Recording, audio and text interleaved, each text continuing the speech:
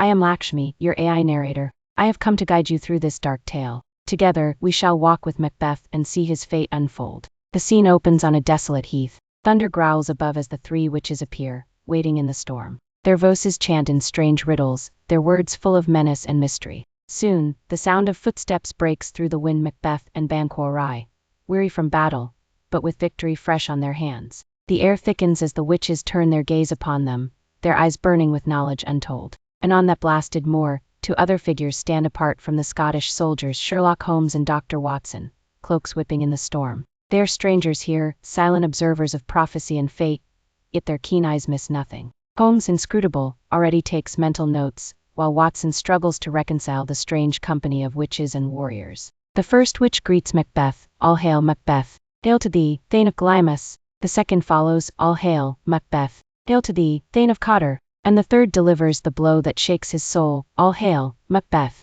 That shalt be king hereafter." Banquo, startled, demands what strange meaning lies in these cries. Yet the witches turn to him also, lesser than Macbeth and greater. Not so happy, yet much happier. "Thou shalt get kings, though thou be none." Their words twist like smoke, heavy with destiny. Macbeth's heart pounds. Could he be Thane of Cotter, when that title already belongs to another? And yet, their voices cling to his mind like iron shackles. Before either man can press them further, the witches vanish into the mist, leaving silence where their voices once lingered. Then, as if to prove their words, messengers arrive with startling news. The king has rewarded Macbeth's valor by naming him the new Thane of Cotter. The witches' prophecy, impossible only moments ago, now breathes with truth. Before either man can press them further, the witches vanish into the mist, leaving silence where their voices once lingered. Then, as if to prove their words, messengers arrive with startling news. The king has rewarded Macbeth's valor by naming him the new Thane of Cotter. The witch's prophecy, impossible only moments ago, now breathes with truth.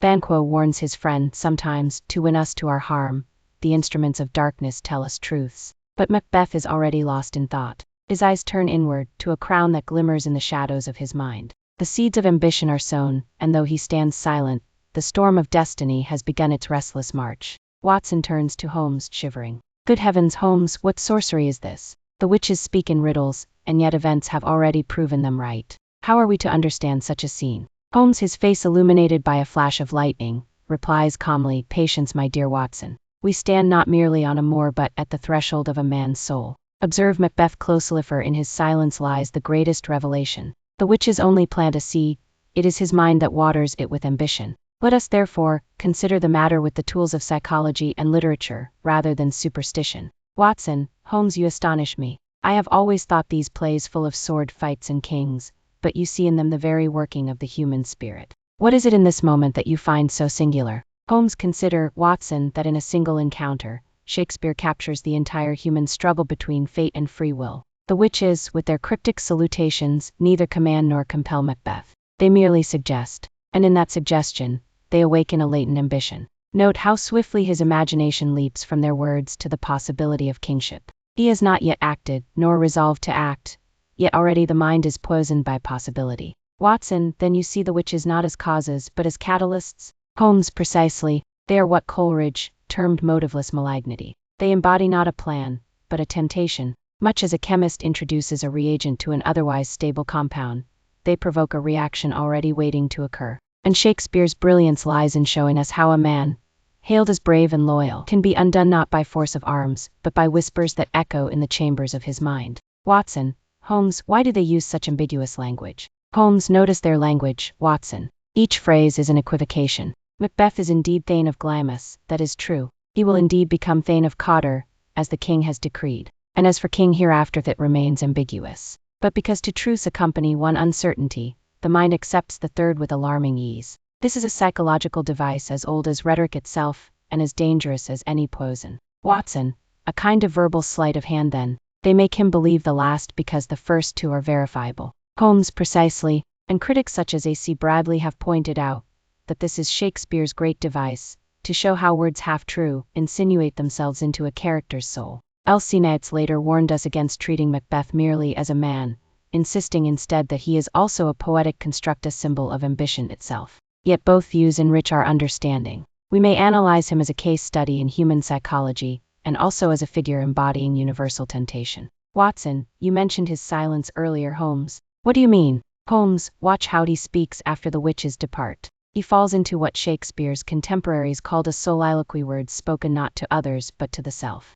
Here, the audience gains direct access to the private workings of ambition. He muses, if chance will have me king, why, chance may crown me, without my stir. Do you see? Already he contemplates whether destiny may achieve what his conscience dares not. The witches planted the idea, but his own mind nurtures it. Watson, so this is the first crack in the armor of loyalty? Holmes, indeed. A soldier hardened in battle now trembles at the prospect of desire. It is not the dagger in his hand that threatens him, but the dagger of the mind. Freud himself might have smiled at this, for here is the unconscious erupting into conscious thought. Lady Macbeth will later sharpen this unconscious desire into action, but the seed is his own. Watson, Holmes, do you find echoes of this in more modern literature? Holmes, many, Watson. Dostoevsky's Crime and Punishment gives us Raskolnikov, who convinces himself that the murder of a pawnbroker is justified by philosophy. In both Macbeth and Raskolnikov, we see the same inner struggle, reason battling against conscience, justification against morality. More recently, the likes of Ian McEwan in Atonement explore how a single thought, a single misjudgment, cascades into irreversible tragedy.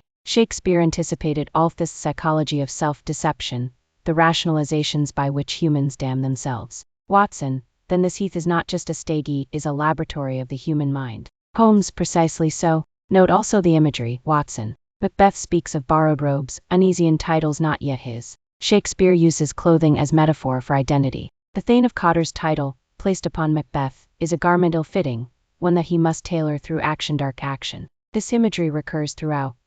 What seems outwardly noble is inwardly false.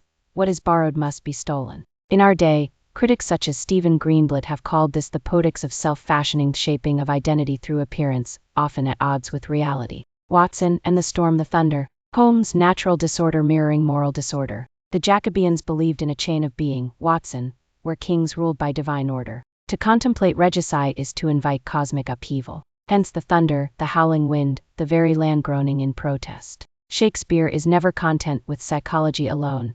He binds the inner storm to the outer world, making the stage itself an actor in the drama. Holmes, do not forget, too, the political resonance. Shakespeare wrote for King James I, whose interest in witchcraft was notorious. His treatise De Monologi was well known. By portraying witches who meddle in succession, Shakespeare catered to royal fascination, while also warning of the dangers of equivocation and treason. Remember, too, the Gunpowder Plot of 1605 had raised fears of Catholic equivocation, the idea of speaking half-truths to hide treason. The witches thus embody not only supernatural dread but political anxiety. Watson, then Macbeth becomes more than a tale of murder. It is a parable of loyalty to the crown. Holmes, exactly so. And yet Shakespeare is too great a dramatist to write mere propaganda. He shows us sympathy for Macbeth, torn and tormented, not merely villainous. That is why the play endures. It is tragedy, not sermon. Watson, so even criticism itself mirrors the ambiguity of the play. Holmes, indeed. Some critics see Macbeth as a weak man overpowered by his wife.